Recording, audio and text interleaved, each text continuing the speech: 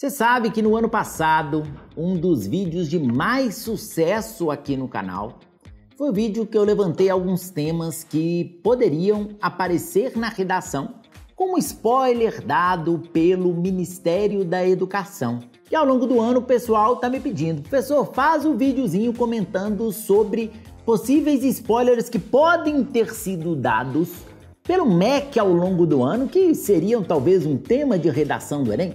Claro que eu ia fazer esse vídeo para 2021, né, gente? Não ia perder essa chance. Mas em 2020, e não só te falar de possíveis spoilers, mas te mostrando, se o tema aparecer, o que é que você poderia discutir, hein? Como você poderia montar a sua redação completinha para esse possível tema. E hoje é o nosso primeiro vídeo dessa série e nós vamos discutir sobre algumas postagens misteriosas que apareceram por aí, falando sobre a questão da educação domiciliar. E aí, você acha que educação domiciliar pode ser o tema do Enem? Então, fique de olho no vídeo do canal que eu vou te contar absolutamente tudo.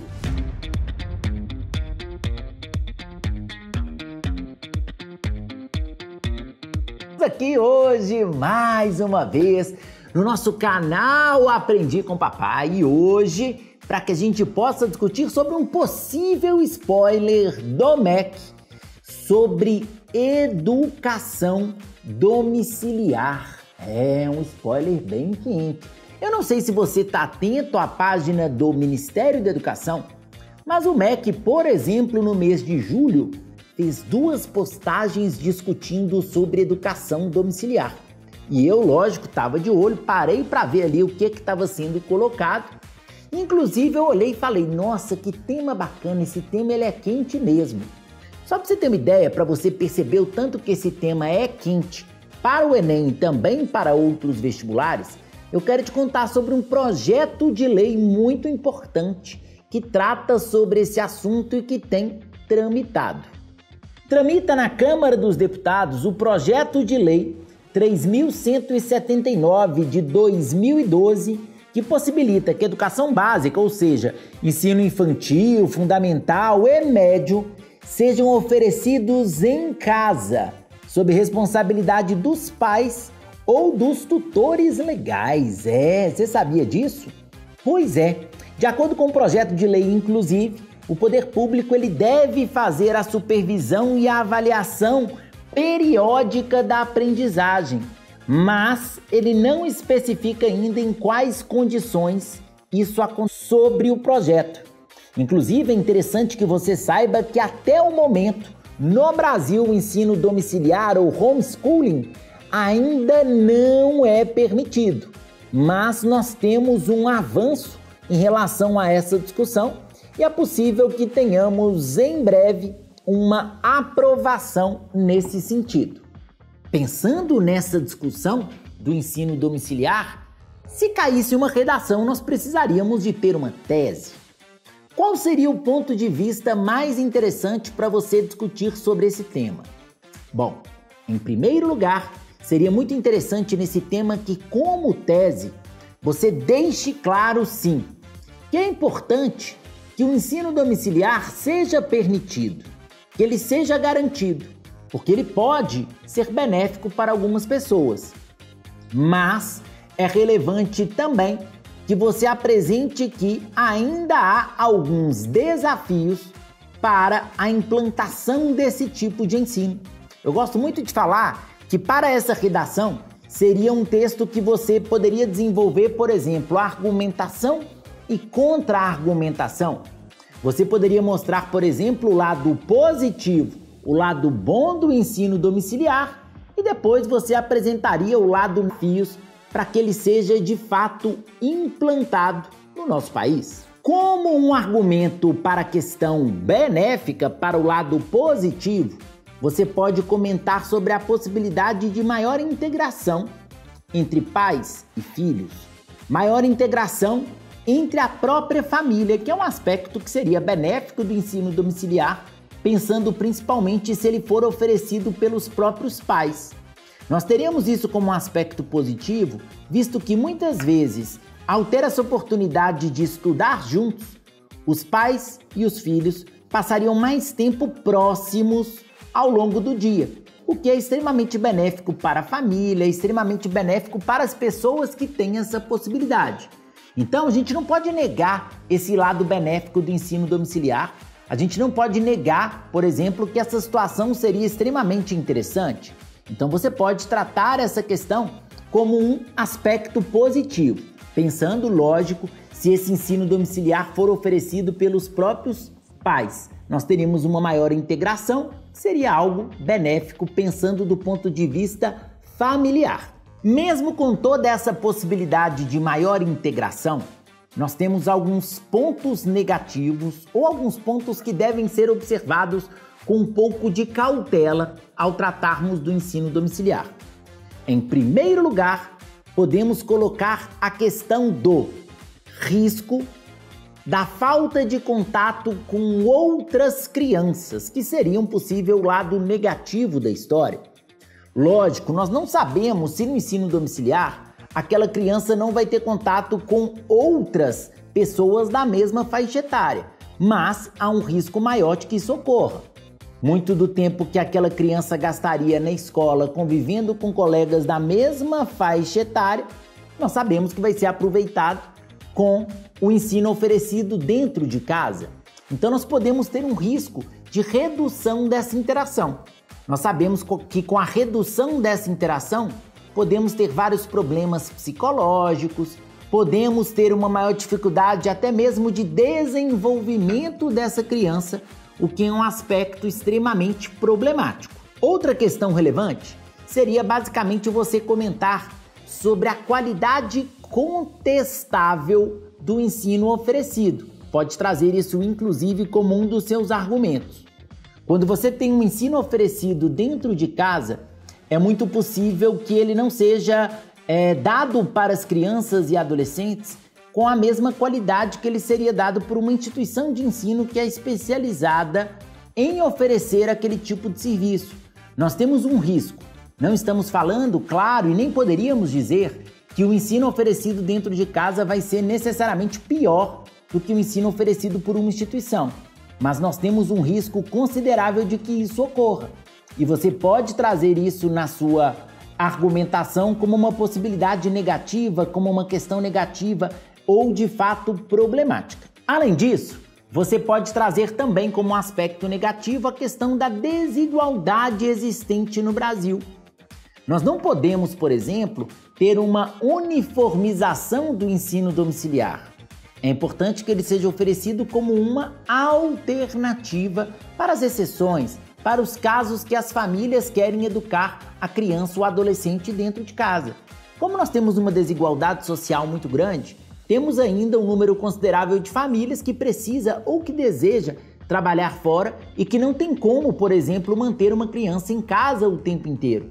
O que nós sabemos que é extremamente desagradável, extremamente preocupante nesse tipo de situação. Nós passamos por uma experiência muito concreta agora durante o período de pandemia e nós percebemos que algumas famílias tiveram uma dificuldade muito grande de manter as crianças e os adolescentes em isolamento, porque era muito comum que os pais precisassem sair de casa para trabalhar e esse desafio, se colocado a longo prazo, pode trazer consequências ainda mais desagradáveis. Então, é algo que deve também ser ponderado. E aí você está pensando, professor, já entendi. Laboratórios socioculturais? Claro, quantos você quiser. Vou começar bem organizadinho. Um repertório muito bacana é o filme Capitão Fantástico. Você já assistiu ao Capitão Fantástico? Gente, esse filme ele é muito interessante e ele pode ser utilizado como repertório sociocultural. Ele conta a história de um pai que resolve literalmente criar as crianças. Esse filme acontece nos Estados Unidos. E o pai resolve criar as crianças de acordo com o que ele considera que seria benéfico para a formação dos seus filhos. Então os meninos eles têm aula aprofundada de sobrevivência na selva, eles têm aulas de filosofia aprofundadas, literatura extremamente aprofundadas, mas eles convivem ali somente naquele contexto familiar. Eles são pessoas que estão literalmente isoladas. E aí, claro, na história, para o filme ficar legal, isso tinha que acontecer, tem um determinado momento que essas crianças e adolescentes eles são obrigados a se inserirem no contexto tradicional de uma grande cidade. E aí nós vamos entender quais são os impactos desse ensino domiciliar e dessa criação alternativa desse pai na vida das crianças e dos adolescentes. Você pode mencionar essa história para falar que é muito importante que haja um acompanhamento das crianças, acompanhamento desse ensino oferecido pelos pais, para que a educação domiciliar possa ser algo seguro no nosso país, o que é de extrema importância. Pensando ainda em repertórios socioculturais, nós temos 2 artigos que são coringas na redação para que a gente possa discutir sobre a questão da educação.